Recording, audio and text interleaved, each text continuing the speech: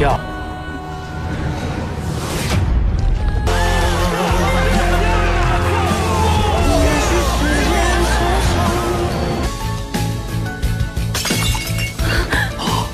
Setelah memiliki tubuh Golden Hornet Behemoth, Luo Feng berniat mempelajari semua keahlian yang dimiliki Golden Hornet Behemoth semasa hidupnya. Namun Luo Feng harus menempa tubuhnya menjadi lebih kuat agar dapat menguasai semua keahlian Golden Behemoth itu, dan hal itu membutuhkan sangat banyak logam. Babata mengatakan kalau tubuh Golden Behemoth Luo Feng saat ini sudah memasuki level planet tingkat 3, untuk melatih keahliannya diperlukan logam tingkat B, bila Luo Feng ingin mencapai level universe maka diperlukan logam tingkat C. Melihat bahwa logam di bumi sangat sedikit, Babata pun membawa Luo Feng keluar angkasa, dan tempat pertama yang mereka datangi adalah Mars. Mereka akhirnya tiba di Mars dan menemukan peninggalan peradaban kuno. Dengan kekuatan spiritualnya, Luo Feng memindai tempat itu dan menemukan banyak logam. Mereka pun segera bergegas menuju terowongan untuk mencapai tempat itu. Luo Feng dan Babata bergegas masuk ke dalam terowongan dan menuju bagian lebih dalam. Kota besi, seru Luo Feng memperluas energi spiritualnya, sementara ia meluncur di dalam terowongan sebelum mendarat di tanah. Di depannya, ada lumpur dan debu yang buram, dia hampir tidak bisa melihat logam hitam. Dengan menggunakan energi rohnya, dia melihat di belakang semua itu adalah pintu kota yang sangat besar. Robot nomor 1, dorong hingga terbuka, pikiran Luo Feng bergerak, sementara dia sendiri melayang dan menciptakan jarak yang jauh antara dia dan pintu. Robot logam hitam muncul dari udara tipis, tangannya dengan kuat mendorong pintu logam yang sangat besar itu, hingga menimbulkan suara bergemuruh dan perlahan terbuka. Sejumlah besar lumpur berjatuhan darinya, debu dan pasir memenuhi udara. Sinar cahaya putih yang menyilaukan melesat keluar, hampir menyelimuti seluruh sekeliling pintu besi itu.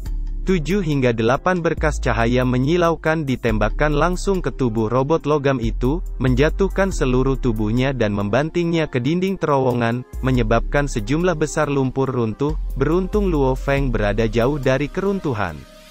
Sial, kota besi ini masih beroperasi, seru Luo Feng terkejut. 9 menara energi masih beroperasi secara normal, karena kekuatan kota besi masih belum hilang. Luo Feng, masuklah, kata Babata.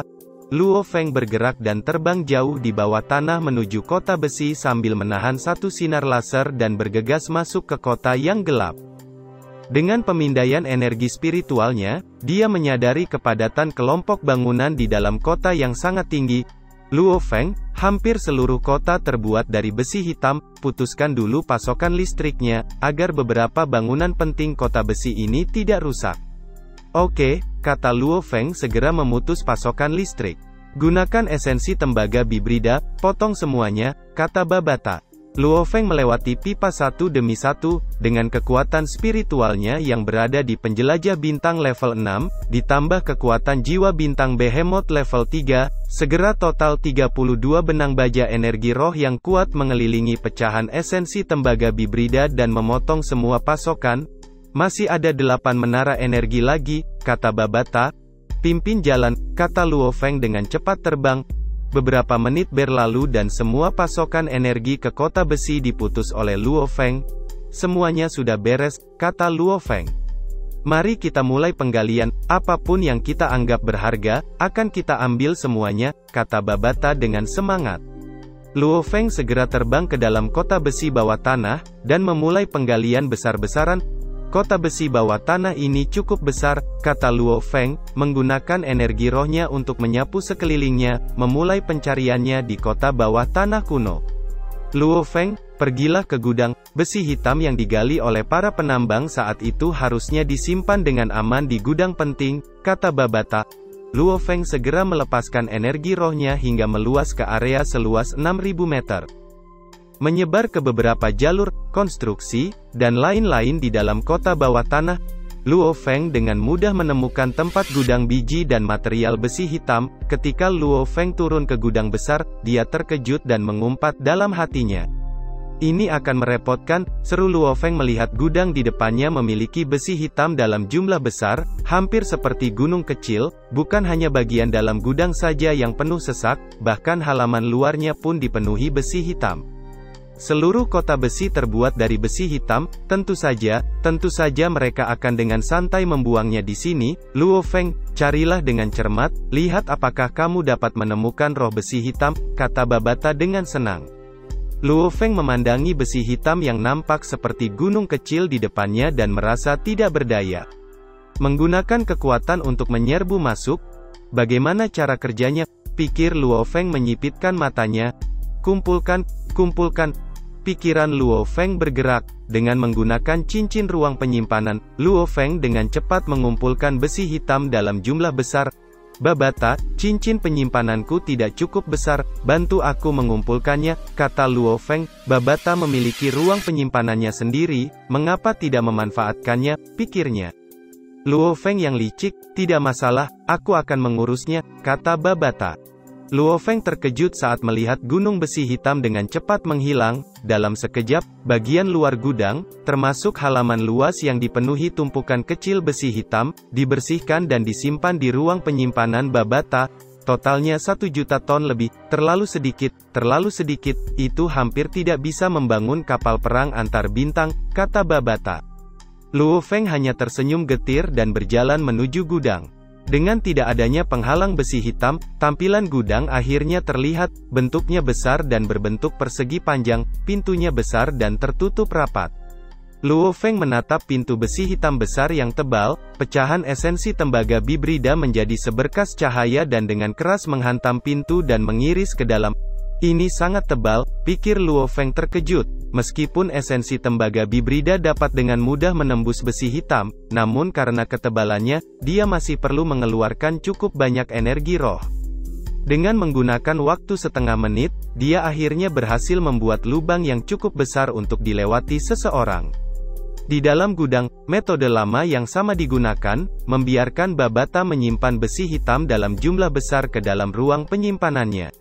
Perhatian Luo Feng tertuju pada tumpukan kecil logam merah di kejauhan. Dari sejumlah besar ingatan warisannya dia memindai data besi hitam. Itu adalah roh besi hitam, akhirnya menemukannya, seru Luo Feng bersemangat. Dunia internal binatang bertanduk emas, saat ini perlu menelan logam kelas B agar kecepatan pertumbuhannya meningkat.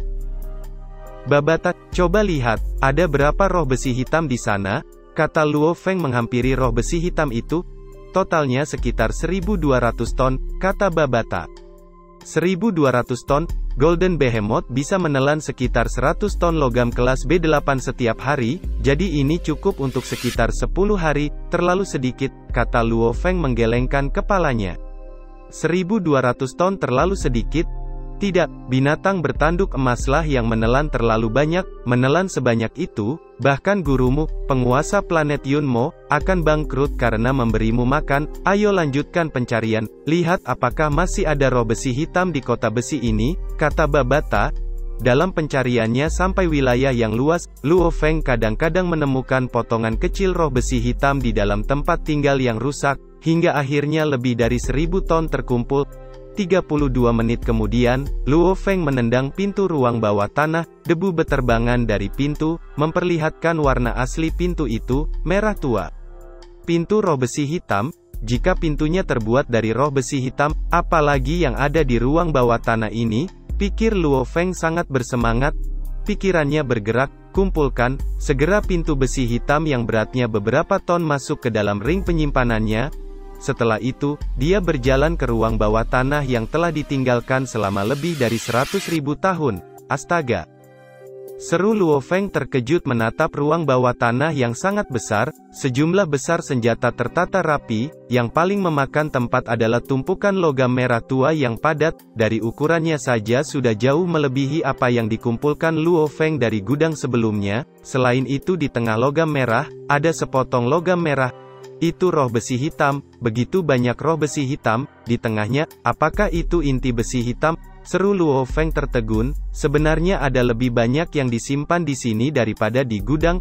Babata, cepat hitung, berapa jumlahnya, kata Luo Feng. Ada sekitar 12.300 ton roh besi hitam, sari besi hitam kelas C8, beratnya sekitar 360 kilo, kata Babata. Ini lebih dari sekadar gudang, kata Luo Feng terkejut. Luo Feng, aku sarankan sekarang pergi ke kantor pemantauan utama kota besi bawah tanah, menghubungkan ke sistem kontrol dan memeriksa sejarah tempat ini. Aku curiga kota besi bawah tanah ini, karena para penambang terjebak dalam waktu yang lama, sistem internalnya mungkin telah berubah, roh besi hitam dan tempat penyimpanannya mungkin telah berubah juga. Baiklah, kata Luo Feng setuju dengan apa yang dikatakan Babata. Pikirannya bergerak dan robot metal langsung bekerja, terhubung langsung ke sistem pemantauan utama kota besi. Karena mendapat dukungan dari menara energi, sistem pemantauannya berfungsi penuh hingga Luo Feng memutus aliran listrik dengan cepat. Dan mereka akhirnya berhasil meretas. Aku telah menemukan datanya, beberapa roh besi hitam yang berharga, dan inti besi hitam yang lebih berharga lagi, diambil dan disimpan oleh beberapa orang berkuasa di rumah mereka sendiri. Ayo pergi, kata Babata. Mata Luo Feng berbinar saat mendengar itu. Roh besi hitam akhirnya terkumpul sekitar 33.600 ton, dan inti besi hitam telah mencapai sekitar 2 ton lebih.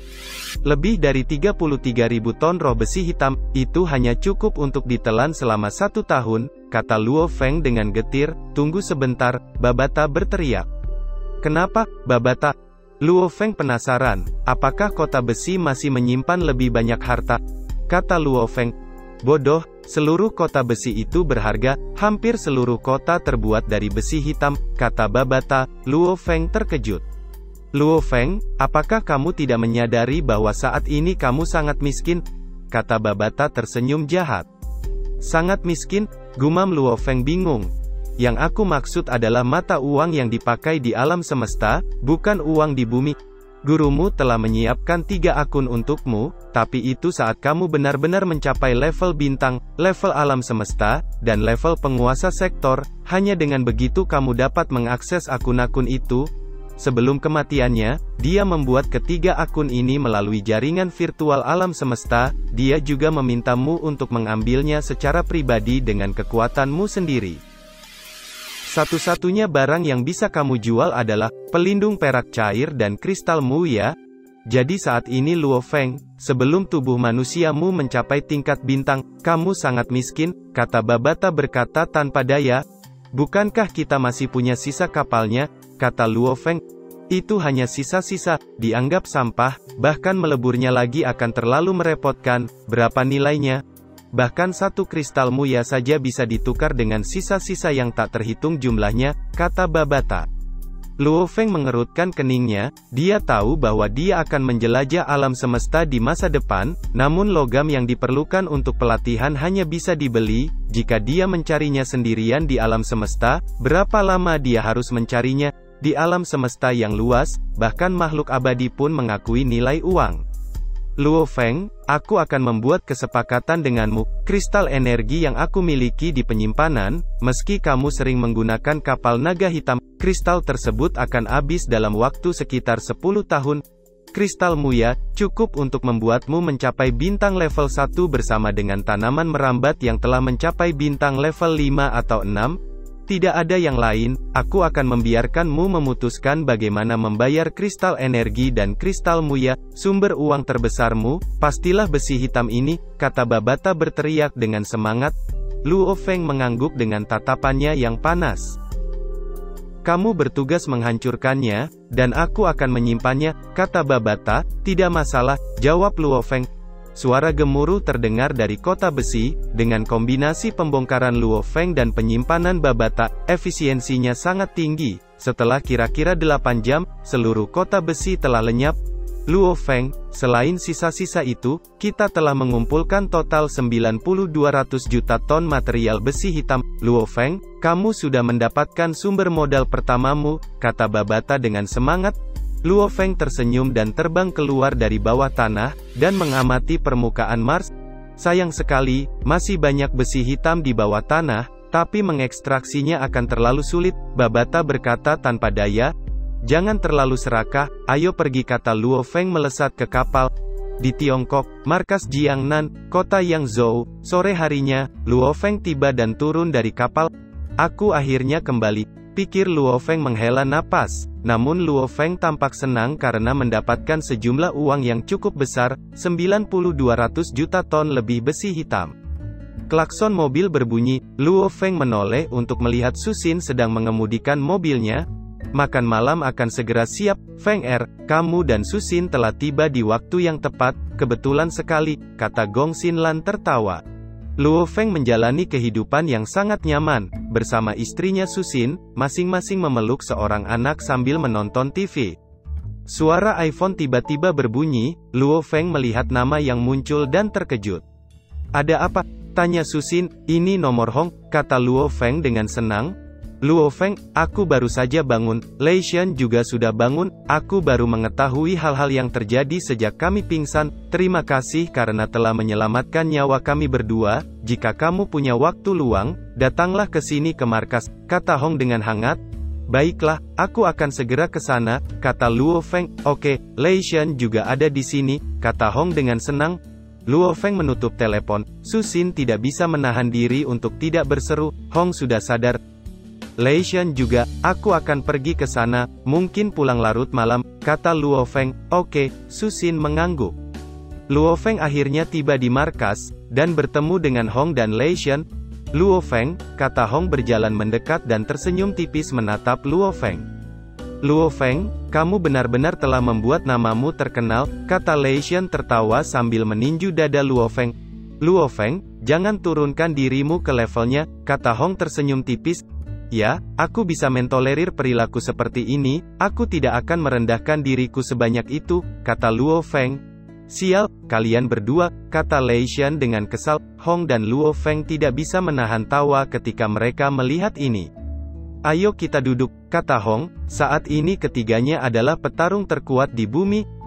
Luo Feng, kejadian itu, aku tahu dari Kak Hong. Terima kasih, kata Lei Shen tidak bercanda seperti sebelumnya dan berkata dengan serius. Kita akan merayakannya dengan anggur, kata Hong secara pribadi menuangkan 3 gelas anggur. Ayo bersulang, kata Hong. Ketiganya mengangkat gelas dan bersulang menenggak minuman bersamaan.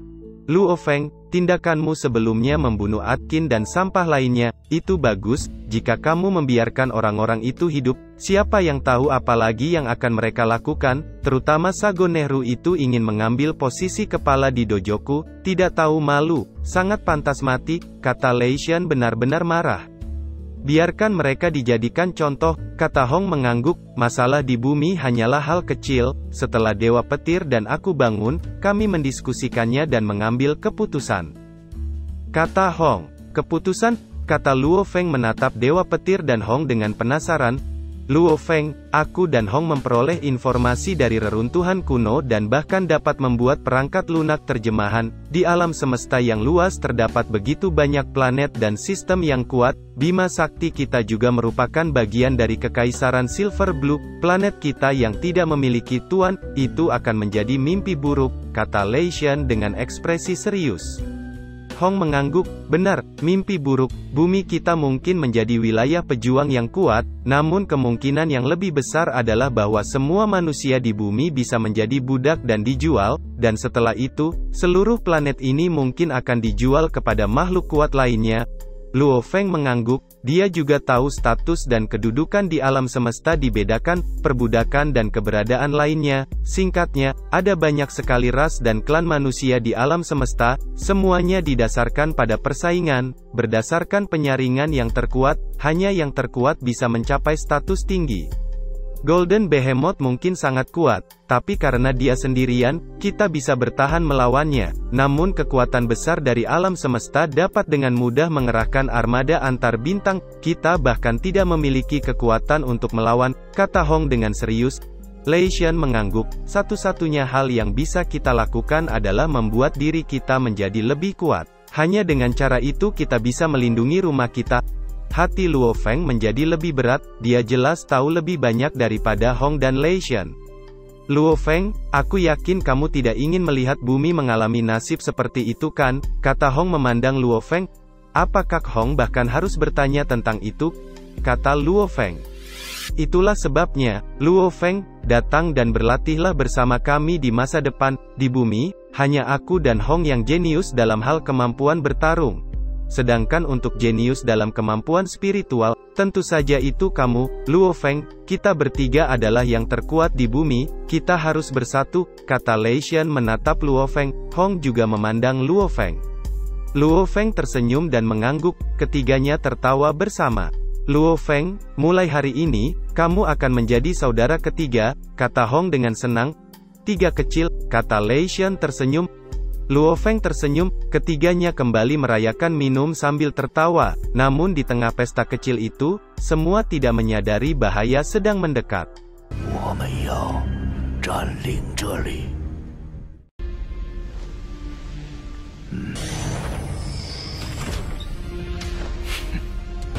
但我会替他老人家教育你们的。